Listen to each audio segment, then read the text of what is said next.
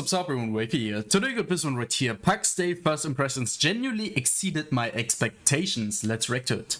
Hey, what up boys? So for those of you unaware, the upcoming MMO PAX Day just entered its first public alpha phase.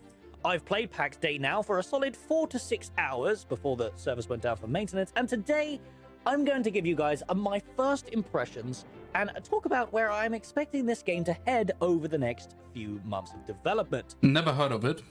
But before we get into that, our beautiful patrons and coked out the wazoo Twitch subs and I would love for you to grab yourself a cola, because this game definitely exceeded my expectations by quite a large margin.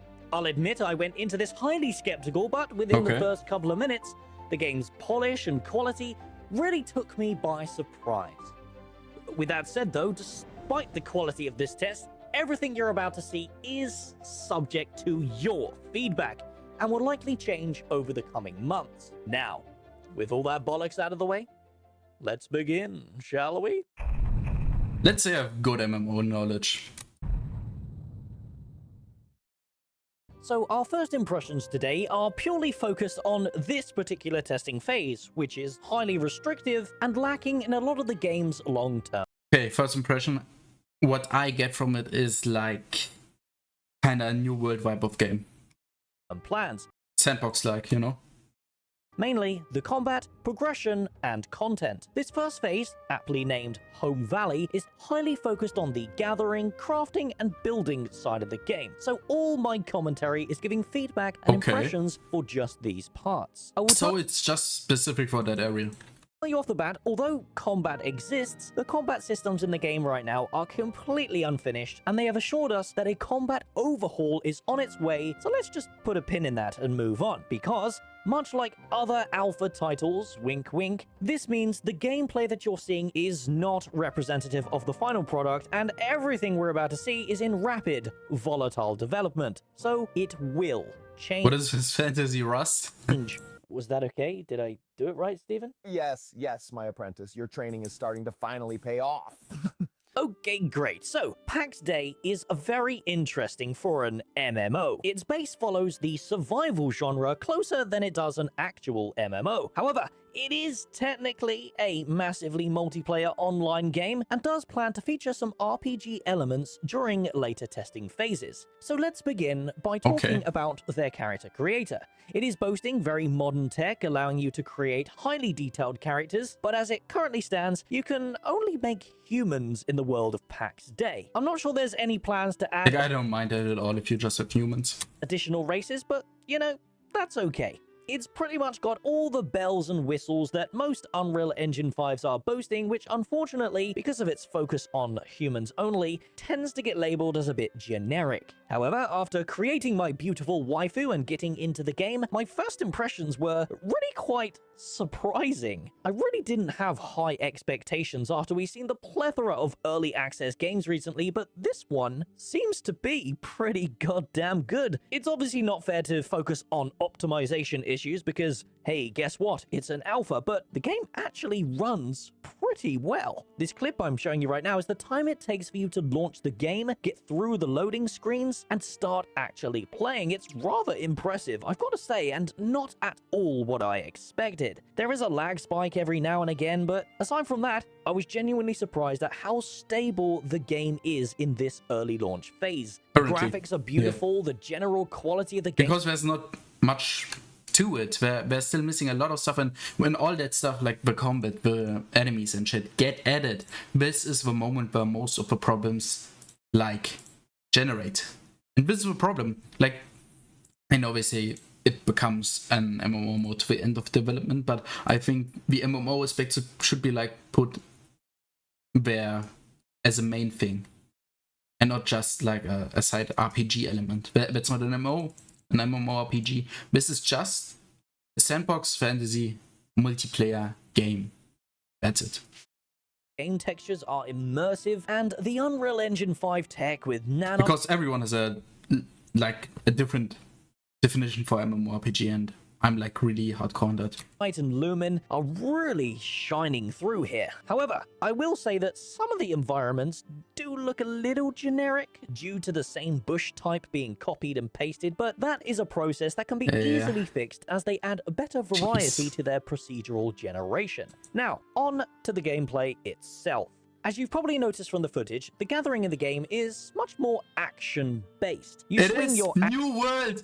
It is fucking New World, man. axe or pick with your mouse, and that deals damage to objects in the world proportional to the tool's tier. Too hard. You need a better tool, yes. Isn't a high enough tier, you simply cannot break the trees or rocks due to them being too hard. A fairly common design choice, and one that has some nice depth to the game's progression. The two core gathering professions right now... many games have this mechanics, like...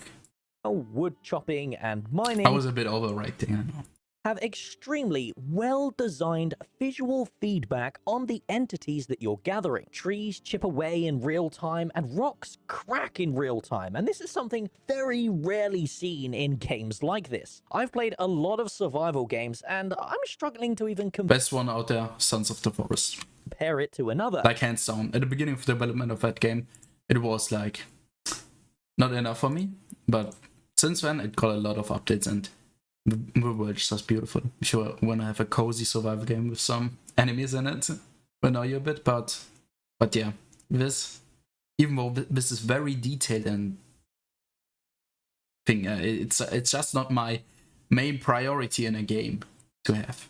It's just very immersive, and I love it. Gathering itself, though, is governed by a stamina bar, and so far I figured out that you can increase the efficiency of this stamina bar by filling up buff slots, eating various types of food in a very Valheim style. I suspect there may be much more powerful foods due to there being a cooking skill, and obviously potions that probably allow me to increase my gathering efficiency, but that is still left for me to discover. Unfortunately, though, because of this binary stamina system, the stamina gating does kind of feel a little bit sluggish. The purpose of it is, I suppose, to give players a sense of progression as they use better equipment, better food, and level up their skill. Speaking of skills, there is a wide range of gathering in the game right now. From what I've discovered, there is, of course, mining and wood chopping, but there is also herbalism and primitive forms of skinning that I'm not quite sure is fully implemented yet due to the lack of animation. However, where the game really shines is the diversity and sheer amount of these different materials. There is a plethora of different wood types, stone types,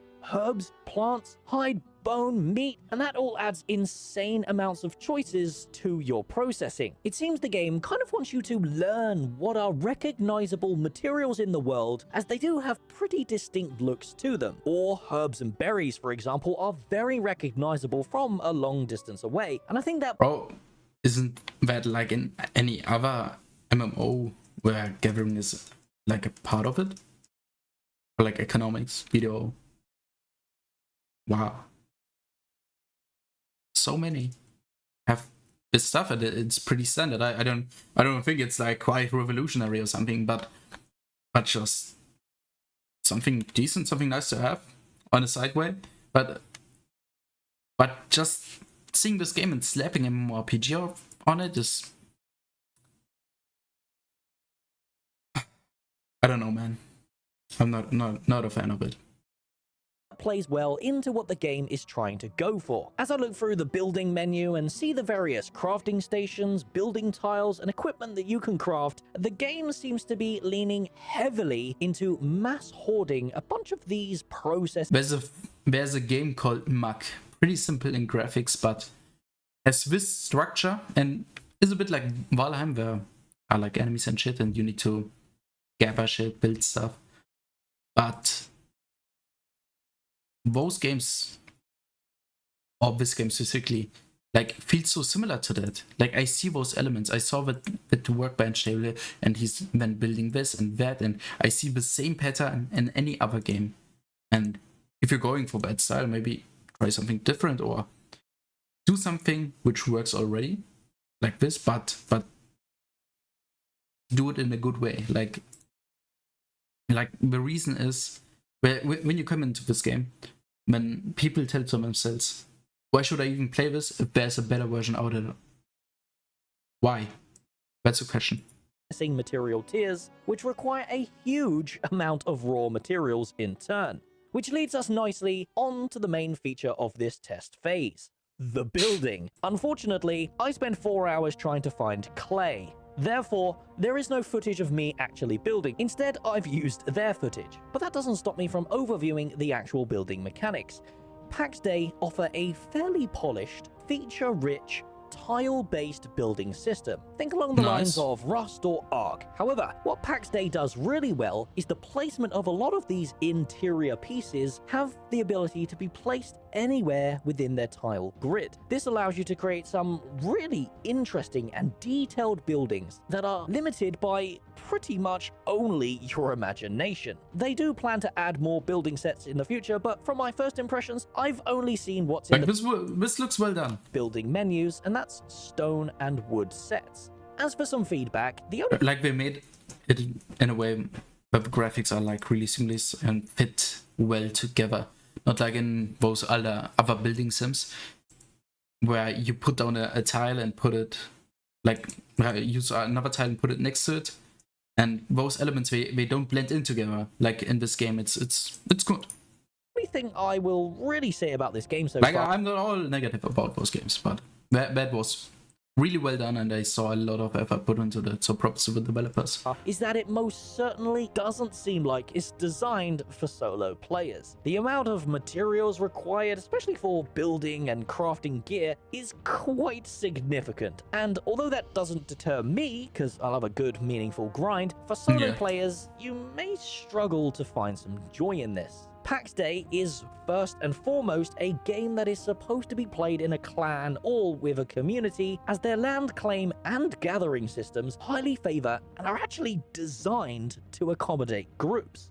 The larger the group, the more efficient that you will be. As I said though, if you are someone who enjoys an immersive, meaningful grind to build a permanent residence in a world, this game definitely fulfills that fantasy. To conclude, I just want to mention that there is still so much more for me to discover in this game due to its meaningful, slow pacing. And I have yet to even get to the point where I'm discovering the depths of what these materials are and where to even find them. I haven't even crafted my first set of gear to attempt a PvE cave, ruin, or dungeon yet. Therefore, I will be streaming PAX Day pretty much every day over at twitch.tv/Narc. So if you want to drop in and see the game for yourself, ask any questions.